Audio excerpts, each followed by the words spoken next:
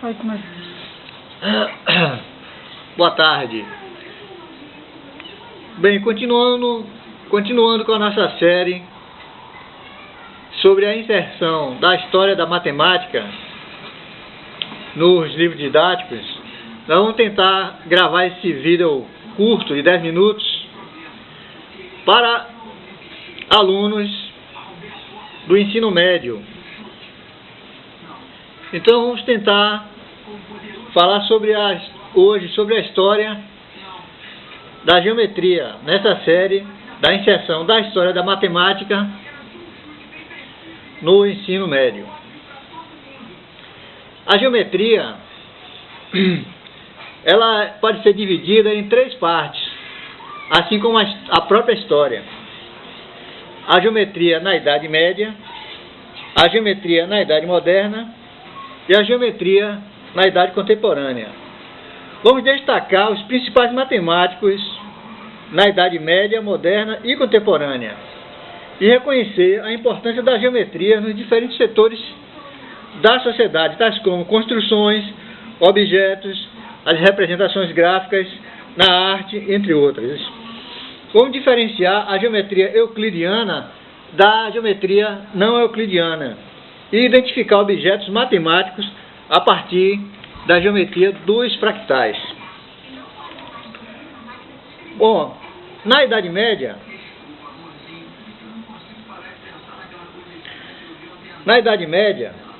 de acordo com Boyer, 1996, acompanhando a história da matemática na Europa ao longo da Idade das Trevas, a Idade Antiga, desde os primeiros séculos medievais ao ponto alto dos tempos escolásticos, desde o início do século até a obra de Fibonacci e Oresme. No século XIII e no século XIV, o progresso foi notável, mas os esforços de todo o período medieval não se comparam às realizações da matemática na Grécia Antiga. O período medieval da geometria é marcado principalmente pelas traduções de grandes obras da antiguidade. Então nós vimos aqui que a história da geometria, ela se divide em três partes, assim como a história. A geometria na Idade Média, a geometria na Idade Moderna e a geometria na Idade Contemporânea. Na Idade Média, a geometria ela se baseia principalmente nas traduções de matemáticos e geômetras do mundo antigo.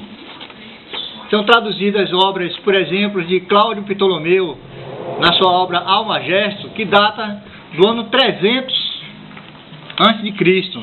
Então, a geometria na Idade Média ela se baseia em traduções de obras já existentes desde o tempo antes de Cristo. São traduções da Grécia Antiga, principalmente. Então, dentre os matemáticos destacados na Baixa Idade Média está Boécio. Seus livros de geometria e aritmética foram adotados por muitos séculos nas escolas. A geometria de Boécio se resume nos enunciados das proposições do livro 1 e outras proposições do livro 3 e 4 de Euclides, aliados a algumas aplicações de mensuração. O século XIII assistiu ao surgimento das universidades de Paris, Cambridge, Pádua e Nápoles. As universidades vieram a se tornar fatores poderosos no desenvolvimento da matemática. Desde esse século, Johann Camponues fez uma tradução para o latim de elementos de Euclides, que posteriormente se tornou a primeira versão impressa dessa obra. Então, nós vimos aqui, ainda falando sobre geometria na Idade Média, a geometria de Boécio, que é baseada na geometria euclidiana. Euclides foi um matemático grego dos tempos antes de Cristo. Surge já no século XIII as universidades de Paris, Oxford, Cambridge, Pádua e Nápoles.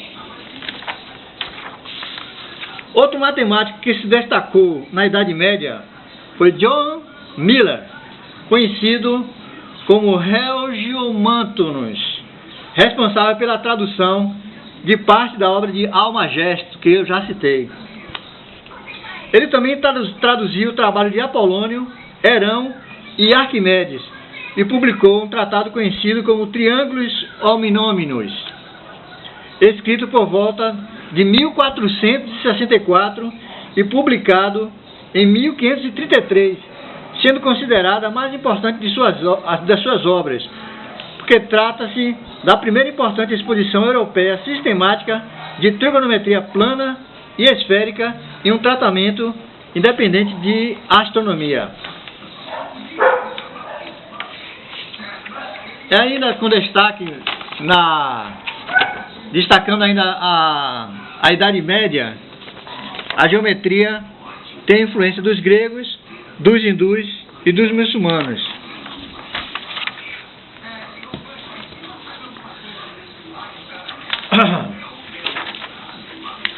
Já na Idade Moderna,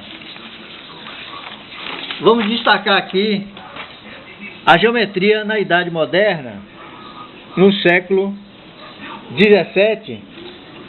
Temos aqui Johann Kepler e a geometria ainda não euclidiana, que é uma geometria estudada ainda nas escolas fundamentais daqui do Brasil. Estudamos geometria dos tempos de antes de Cristo até os dias atuais. A geometria na Idade Moderna, o século XVII é particularmente importante na história da matemática. O século XVII testemunhou ganhos ponderáveis na batalha pelos direitos humanos. Nessa época, o mundo vivenciou o espírito do internacionalismo intelectual e no ceticismo científico.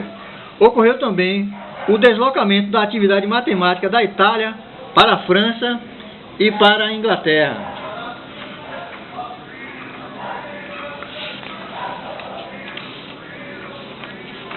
A geometria ganha avanços com a criação da geometria projetiva de Desargues. Desargues foi um geômetra de 1591 a 1661. A geometria perspectiva, a geometria moderna no século XVIII.